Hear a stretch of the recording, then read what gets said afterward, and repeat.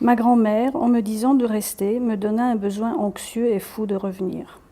Cette liberté qu'elle me laissait désormais, et à laquelle je n'avais jamais entrevu qu'elle pût consentir, me parut tout d'un coup aussi triste que pourrait être ma liberté après sa mort, quand je l'aimerais encore et qu'elle aurait à jamais renoncé à moi. Je criai « Grand-mère, grand-mère » et j'aurais voulu l'embrasser. Mais je n'avais près de moi que cette voix, fantôme aussi impalpable que celui qui reviendrait peut-être me visiter quand ma grand-mère serait morte. Parle-moi. Mais alors il arriva que, me laissant plus seule encore, je cessai tout d'un coup de percevoir cette voix. Ma grand-mère ne m'entendait plus. Elle n'était plus en communication avec moi. Nous avions cessé d'être en face l'un de l'autre, d'être l'un pour l'autre audibles. Je continuais à l'interpeller en tâtonnant dans la nuit, sentant que des appels d'elle aussi devaient s'égarer.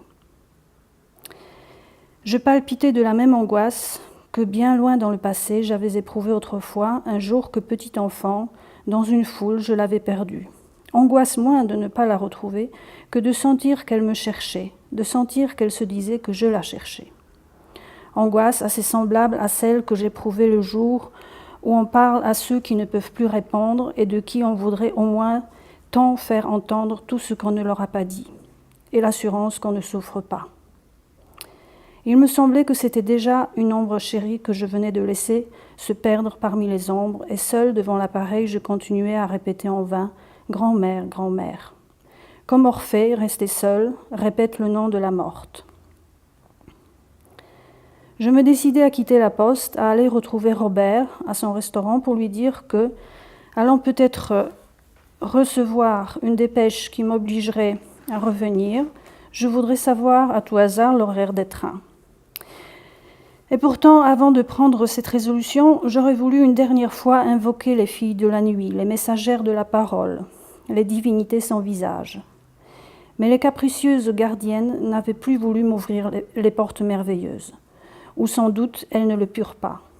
Elles eurent beau invoquer inlassablement, selon leur coutume, le vénérable inventeur de l'imprimerie et le jeune prince amateur de peinture impressionniste et chauffeur, lequel était neveu du capitaine de Borodino. Gutenberg et Wagram laissèrent leurs supplications sans réponse, et je partis, sentant que l'invisible sollicité resterait sourd. En arrivant auprès de Robert et de ses amis, je ne leur avouai pas que mon cœur n'était plus avec eux, que mon départ était déjà irrévocablement décidé. Saint-Loup parut me croire, mais je sus depuis qu'il avait dès la première minute compris que mon incertitude était simulée et que le lendemain, il ne me retrouverait pas. Tandis que, laissant les plats refroidir auprès d'eux, ses amis cherchaient avec lui dans l'indicateur le train que je pourrais prendre pour rentrer à Paris, et qu'on entendait dans la nuit étoilée et froide les sifflements des locomotives, je n'éprouvais certes plus la même paix que m'avait donnée ici tant de soirs l'amitié des uns, le passage lointain des autres. Il ne manquait pas pourtant ce soir, sous une autre forme, à ce même office. Mon départ m'accabla moins quand je ne fus plus obligée d'y penser seule, quand je sentis employée à ce qui s'effectuait l'activité plus normale et plus saine de mes énergiques amis, les camarades de Robert, et de ces autres êtres forts, les trains, dont l'allée et venue, matin et soir, de Dancière à Paris, émettaient rétrospectivement ce qu'avait de trop compact et insoutenable mon lent isolement,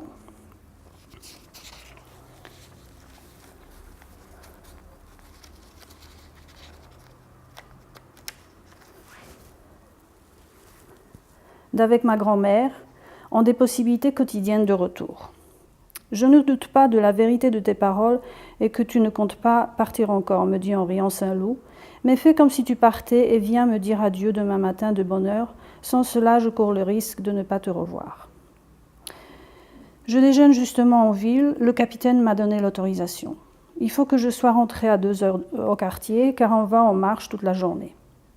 Sans doute, le seigneur chez qui je déjeune, à 3 km d'ici, me ramènera à temps pour être au quartier à 2h. À peine disait-il ces mots qu'on vint me chercher de mon hôtel.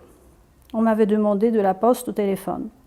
J'y courus, car elle allait fermer. Le mot interurbain revenait sans cesse dans les réponses que me donnaient les employés. J'étais au comble de l'anxiété, car c'était ma grand-mère qui me demandait. Le bureau allait fermer. Enfin, j'eus la communication. « C'est toi, grand-mère » Une voix de femme avec un fort accent anglais me répondit. « Oui, mais je ne reconnais pas votre voix. » Je ne reconnaissais pas davantage la voix qui me parlait, puis ma grand-mère me disait « Pas vous ». Enfin, tout s'expliqua. Le jeune homme que sa grand-mère avait fait demander au téléphone portait un nom presque identique au mien et habitait une annexe de l'hôtel. M'interpellant le jour même où j'avais voulu téléphoner à ma grand-mère, je n'avais pas douté un instant que ce fût elle qui me demanda. Or, c'était par une simple coïncidence que la poste et l'hôtel venaient de faire une double erreur.